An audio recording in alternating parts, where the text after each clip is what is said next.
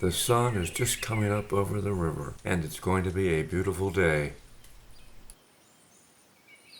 This bridge crosses the Pettisquamit River, locally known as the Narrow River, a bridge from Narragansett to South Kingstown. Long ago, this was a covered bridge.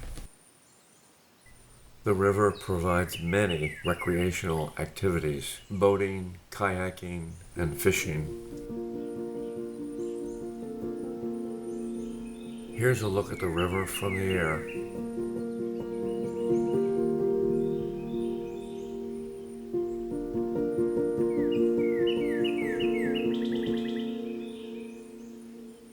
There's lots and lots of development along this river.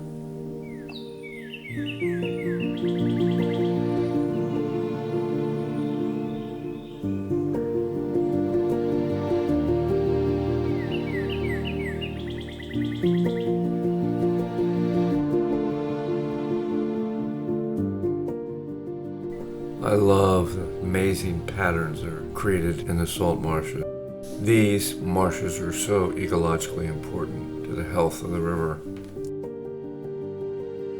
The Narrow River is so beautiful in every season.